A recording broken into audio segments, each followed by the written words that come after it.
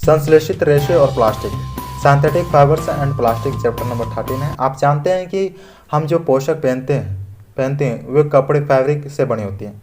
सभी कपड़े तंतु या रेशों से बने होते हैं। रेशे दो प्रकार के होते हैं, रेशा प्राकृतिक रेशे, संश्लेषित रेशे, नेचुरल फाइबर्स, सिंथेटिक फाइबर्स। जो रेशे प्राकृतिक स्रोतों जैसे पौधे या पशुओं से प्राप्त होते हैं प्राकृतिक रेशे कहलाते हैं, जैसे ऊनी, रेशमी या सूती रेशे। जो रेशे कृत्रिम तरीकों से प्रयोगशाला में बनाए जाते हैं संश्लिष्ट या मानव निर्मित रेशे कहलाते हैं, जैसे पॉलिएस्टर, रेयॉन, नायलॉन आदि। रेशों से निर्मित सामानों के निम्न सारणी में अंकित कीजिए। उन्हें प्राकृतिक एवं संश्लिष्ट रेशों से निर्मित वस्तुओं में विभाजित कीजिए। संश्लेषित रेशे क्या हैं? आप जानते हैं कि प्राचीन समय से हम विभिन्न प्रकार के सूती, ऊनी एवं रेशमी कपड़ों का उपयोग करते आ रहे हैं।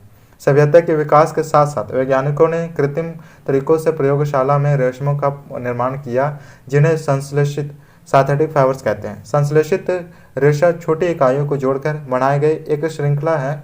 जैसे मोतियों के द्वारा निर्मित माला में एक समरूप पैटर्न होता है, उसी प्रकार आप कागज क्लिपों, पेपर क्लिप्स को जोड़कर एक लंबी श्रृंखला भी बना सकते हैं। इन दोनों चित्रों में आप क्या समरूपता देखते हैं? ये एक साथ जुड़ी छोटी इकाइयों की लंबी श्रृंखलाएं हैं। संश्लेषित रेशे में भी इसी प्रकार कई छोटी इकाइयां आपस में जुड़कर एक श्रृंखला बनाती हैं। इसमें प्रत्येक छोटी इकाई एक रासायनिक पदार्थ होता है। इस तरह की अनेक छोटी इकाइयां मिलकर एक बड़ी एकल इकाई बनाती है, जो बहुलक पॉलीमर कहलाती है। पॉलीमर ग्रीक शब्दों पॉली, जिसका अर्थ है अनेक अथवा बहुत, तथा मर जिनका अर्थ है भाग या इकाई के योग से बना, अतः बहुलक बहुत सी इकाइयों को दोहराने से बनता है। प्रकृति में भी बहुलक पाए जाते हैं। उदाहरण स्वरूप कपास, कॉटन एक बहुलक है जिसे सेलुलोज कहते हैं। सेलुलोज बड़ी संख्या में सेलुलोज ग्लूकोज इकाइयों से बना होता है। आइए संश्लेषित रेशों के प्रकार के बारे में समझते हैं। संश्लेषित रेशों के प्रकार। रेयॉन। क्या आपको याद है कि रेशम कीट सिल्कवॉर्म से रेशम के रेशे कैसे प्राप्त किए जाते हैं? सर्वप्रथम चाइना में रेशम रेशे की खोज हुई थी। लंबे समय तक चीन ने इस खोज को गोपनीय रखा था। बाद में इसकी जानकारी दूसरे देशों को हुई। रेशम रेशे से प्राप्त कपड़े बहुत महंगे थे, फिर भी इसकी सुंदर बनावट, टेक्सचर ने हर एक व्यक्ति को मंत्रमुग्ध कर लिया। इस कारण रेशम रेशे को कृत्रिम तरीके से बनाने के प्रयास किए गए। वैज्ञानिकों को 19वीं शताब्दी के अंत में रेशम के समान गुण वाले रेशे प्राप्त करने में सफलता प्राप्त हुई। ये रेशा रेयॉन या कृत्रिम रेशा कहलाया। इसे काष्ठ, लुगदी, रुई, लबड़ी आदि के रासायनिक प्रक्रम द्वारा प्राप्त किया गया। यद्यपि यह एक प्राकृतिक स्रोत काष्ठ, लुगदी से प्राप्त होती है, किंतु यह एक कृत्रिम रेशा है। रेशा सिंथेटिक फाइबर है। रेयॉन रेशम से सस्ता होता है। इसे रेशम रेशा के समान ही बुना जा सकता है। इसे अलग अलग प्रकार के रंगों में रंगा जा सकता है। रेयॉन से अनेक प्रकार की वस्तुएं बनाई जाती है। रेयॉन को सूती रेशों के साथ मिलाकर बिस्तर की चादर अथवा ऊनी रेशों के साथ मिलाकर कालीन या गलीचे बनाए जाते हैं। रेयॉन से पहनने के वस्त्र भी बनाए जाते हैं। नायलॉन एक अन्य मानव निर्मित रेशा है। इसका निर्माण 1931 में किसी प्राकृतिक कच्चे माल, पौधों या जंतुओं से प्राप्त का प्रयोग किए बिना बनाया गया था। यह कोयला, जल एवं वायु से बनाया गया था, अतः यह प्रथम पूर्ण रूप से संश्लेषित सिंथेटिक फाइबर रेशा है। इसे सबसे पहले न्यूयॉर्क और लंदन के बाजारों में बेचा गया, इसलिए इसका नाम नायलॉन पड़ा। नायलॉन के रेशे हल्के, चमकीले, कठोर और धुलने में आसान होते हैं। नायलॉन के रेशों का उपयोग पहनने के कपड़े, मछली कपड़े की जाली, बैडमिंटन एवं टेनिस रैकेट की डोरियां, रस्सियां, टूथब्रश, पेट ब्रश, कंघी, कार की सीट, बेल्ट, मोजे, पर्दे, मशीनों के पार्ट पुर्जे, सोने के थैले, स्लीपिंग बैग आदि बनाने में होता है। नायलॉन के रेशे बहुत मजबूत होते हैं। इनका इस्तेमाल पैराशूट तथा चट्टान पर चढ़ने हेतु रस्सी बनाने में किया जाता है। नायलॉन का धागा इस्पात के तार से भी अधिक सबल होता है। आइए इसे एक क्रियाकलाप करके समझने की कोशिश करते हैं। एक्सपेरिमेंट 1। एक क्लैंप युक्त लोहे का स्टैंड लीजिए। लगभग 60 सेंटीमीटर लंबा सूती धागा लीजिए। उसे स्टैंड के क्लैंप से इस प्रकार बांधें कि वह स्वतंत्र रूप से लटक सके। एक हुक लगा पलड़ा फैन धागे के स्वतंत्र सिरे पर बांध दीजिए। पलड़े पर एक एक करके बाट बाट तक तब तक रखिए जब तक कि धागा टूट न जाए। धागे को तोड़ने के लिए आवश्यक भार को अंकित कर लीजिए। यह भार रेशे के सामर्थ्य बताता है। ऊन, रेशम, नायलॉन, पॉलिस्टर आदि के समान लंबाई और करीब करीब समान मोटाई के धागों के साथ प्रयोग को दोहराइए। आंकड़ों को निम्न सारणी में अंकित कीजिए। धागों को लटकाने हेतु आप दीवार पर लगी कील, हुक का इस्तेमाल कर सकते हैं। दूसरे सिरे पर पॉलीथीन की थैली बांधकर समान आकार वाली कांच की गोलियों का इस्तेमाल कर सकते हैं। पॉलिस्टर एक अन्य संश्लेषित तंतु है। यह इंग्लैंड में टेरिलिन, अमेरिका में डर्क्रोन और भारत में टेरिन कहलाता है। पॉलिस्टर तंतु से बने कपड़ों में आसानी से सलवटें नहीं पड़ती है। इसे धोना सुविधाजनक होता है, अतः यह वस्त्र बनाने में काफ़ी उपयोगी है। टेरिलिन का उपयोग कमीज, पैंट, साड़ी, पर्दे तथा अन्य कपड़ों के निर्माण में होता है। टेरिलिन एक लोकप्रिय पॉलिस्टर है। इससे बहुत ही महीन रेशे खींचे जा सकते हैं जिन्हें किसी भी अन्य धागे की भांति बुना जा सकता है। पॉलिस्टर का एक काफ़ी सुपरिचित रूप पेट है। इसका उपयोग बोतल, घरेलू बर्तन, फिलिन तथा अन्य उपयोगी उत्पादों के निर्माण में होता है।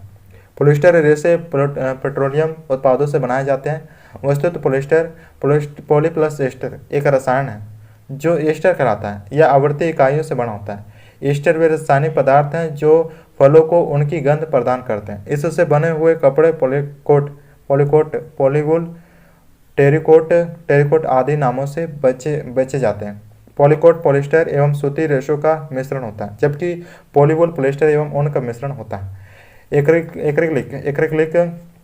एक्रिलिक रेशे पॉलिस्टर और नायलॉन के रेशों जैसे सीधे नहीं होते।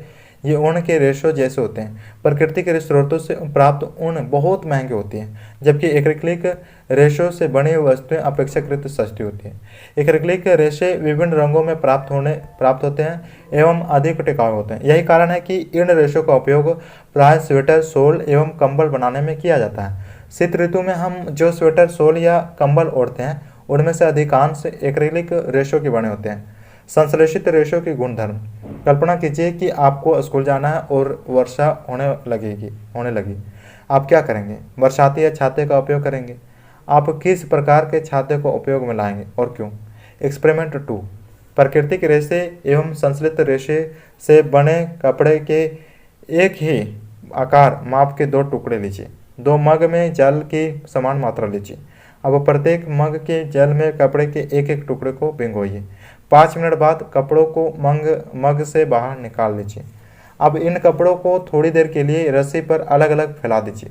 दोनों मग में बचे जल की मात्रा एवं दोनों कपड़ों के सूखने में लगे समय का तुलनात्मक अध्ययन कीजिए।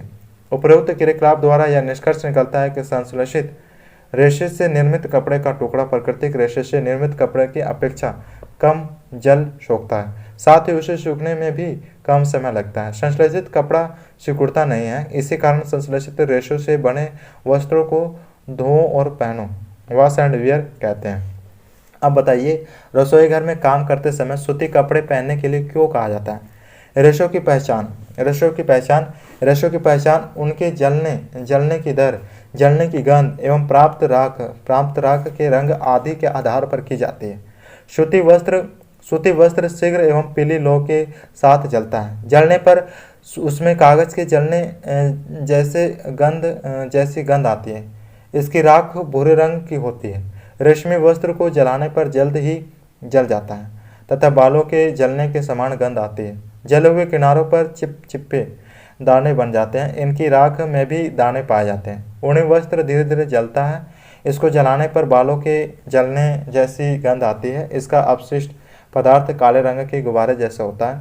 रेयॉन वस्त्र शीघ्र ही जलकर पिघल जाता है तथा काले दाने से बन जाते हैं। इसके जलने पर कागज या रस्सी के जलने के समान गंध आती है। इसकी राख भूरे रंग की होती है। नायलॉन वस्त्र पिघल जाता है किंतु जलता नहीं। प्लास्टिक को गर्म अवस्था में आसानी से अपने इच्छानुसार किसी भी सांचे में ढाला जा सकता है। इसी गुण के कारण आज हमारे दैनिक जीवन में उपयोग की अनेक वस्तुएं प्लास्टिक की बनी हुई है।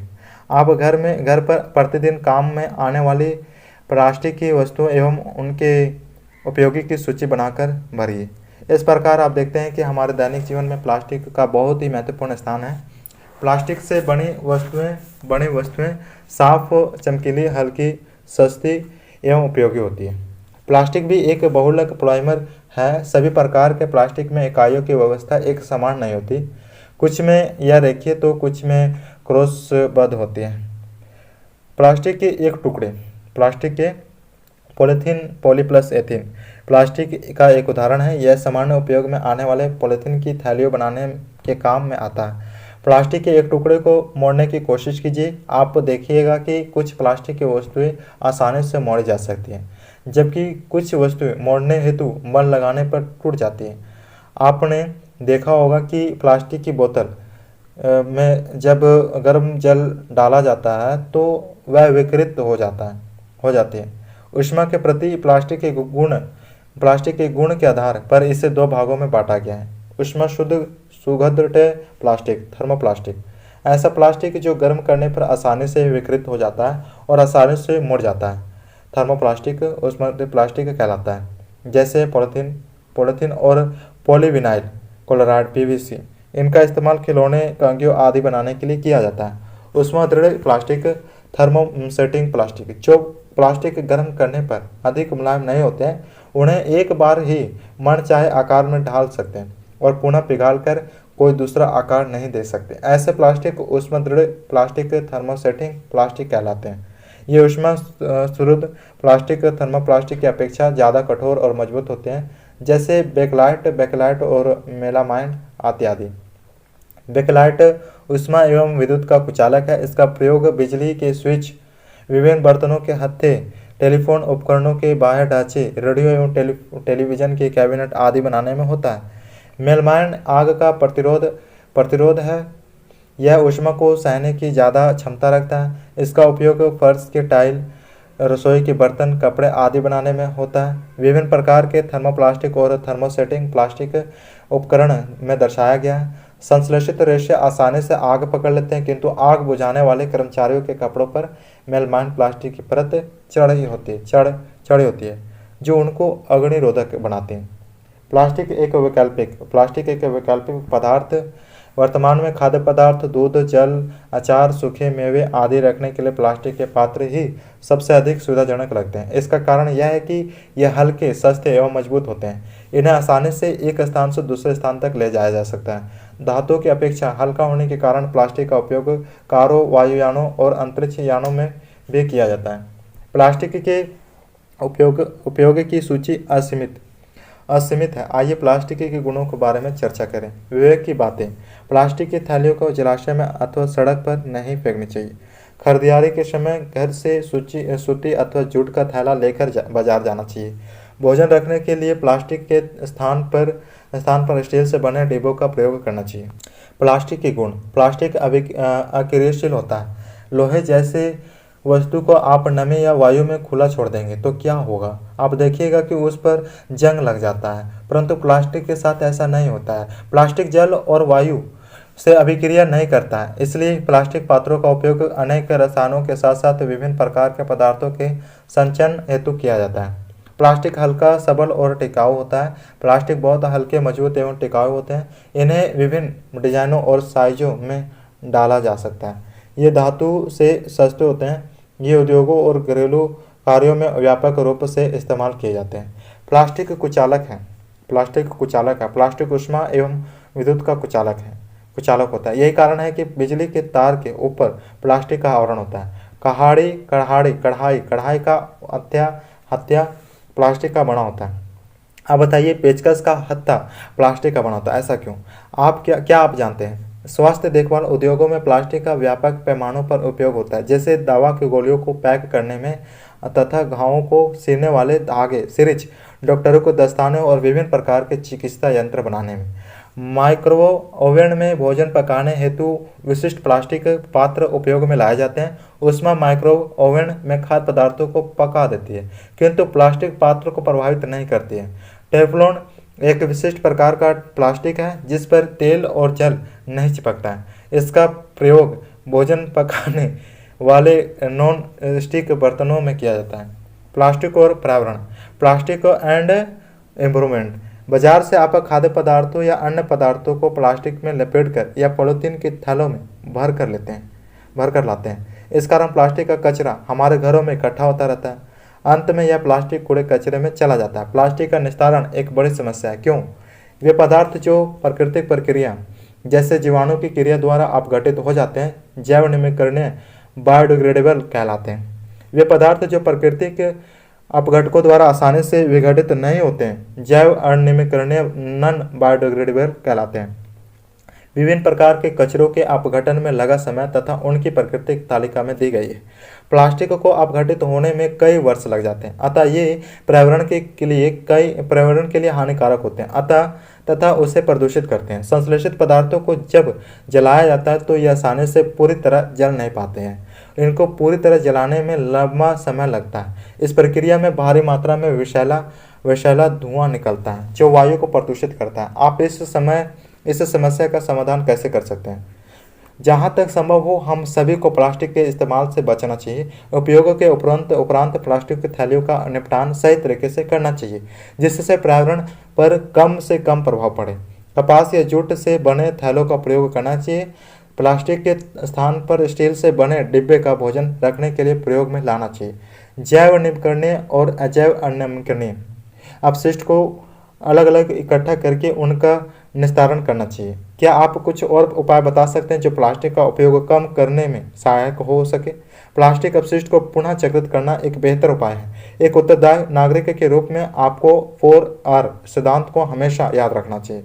R reduce, R reuse, R recycle, R recover. Plastic का उपयोग कीजिए, पुनः चक्रित कीजिए, पुनः प्राप्त कीजिए। मानव जाति के लिए पॉलीथीन अभिशाप है। यह शीघ्र नष्ट नहीं होता। इसे जलाने पर जहरीली गैस निकलती है जो मानव जाति के लिए काफ़ी खतरनाक है। इससे मिट्टी, पानी, खाद्य पदार्थ और जलवायु दूषित होती है। पॉलीथीन मिट्टी की उर्वरा शक्ति को खत्म कर देता है, जिससे जमीन बंजर बनती जा रही है। पॉलीथीन के कारण ही भूमिगत जल स्तर नीचे जा रहा है।